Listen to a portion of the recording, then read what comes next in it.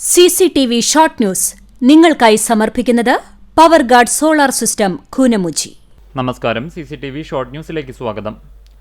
കൊട്ടിക്കയറിയ ആവേശ പ്രചാരണത്തിനൊടുവിൽ ഇന്ന് സംസ്ഥാനത്ത് നിശബ്ദ പ്രചാരണം. വിട്ടുപോയ വോട്ടർമാരെയും മണ്ഡലത്തിലെ പ്രധാന വ്യക്തികളെയും നേരിട്ട് കണ്ട് വോട്ടുറപ്പിക്കാനുള്ള അവസാനഘട്ട പാച്ചിലിൽ സ്ഥാനാർത്ഥികളും രാഷ്ട്രീയ പാർട്ടികളും. നിയമസഭാ തിരഞ്ഞെടുപ്പിനുള്ള കുന്നംകുളം നിയോജക മണ്ഡലത്തിലെ പോളിംഗ് സാമഗ്രികളുടെ വിതരണം നടന്നു. ഗുരുവായൂർ ശ്രീകൃഷ്ണ കോളേജിൽ സജ്ജമാക്കിയ വിതരണ കേന്ദ്രത്തിൽ നിന്നാണ് പോളിംഗ് ബൂത്തുകളിലേക്കുള്ള പോളിംഗ് സാമഗ്രികളുടെ വിതരണം നടത്തിയത്. ഗുരുവായൂർ മണ്ഡലത്തിലെ 21 സെക്ടറുകളിൽ 10 വില്ലേജുകളിലായി 232 പോളിംഗ് ബൂത്തുകളിലേക്കുള്ള പോളിംഗ് സാമഗ്രികളുടെ വിതരണം പൂർത്തിയായി.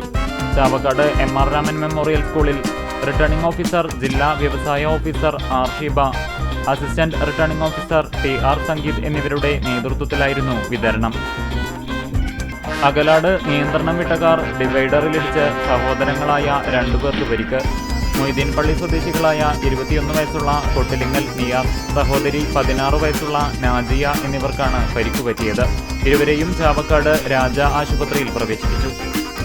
എരുമപ്പെട്ടിമങ്ങാട് സെന്റ് ജോർജ് ദേവാലയത്തിലെ വിശുദ്ധരുടെ സംയുക്ത തിരുനാൾ ഭക്തിസാന്ദ്രമായി. നേർച്ചയൂട്ടിൽ വിശ്വാസികളുടെ തിരക്കനുഭവപ്പെട്ടു.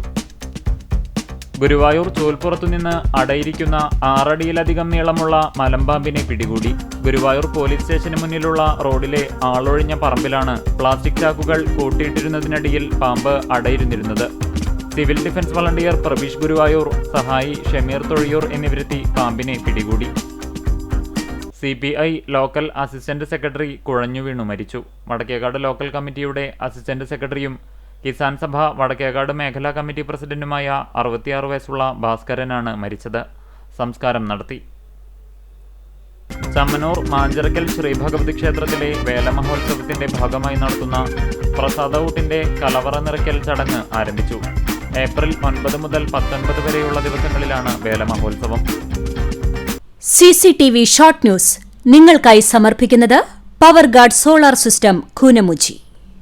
ഇതോടെ ഷോർട്ട് ന്യൂസ് സമാപിക്കുന്നു. കൂടുതൽ വാർത്തകൾക്കും വിശേഷങ്ങൾക്കും ഞങ്ങളുടെ web page, Facebook page, YouTube എന്നിവ സന്ദർശിക്കുക.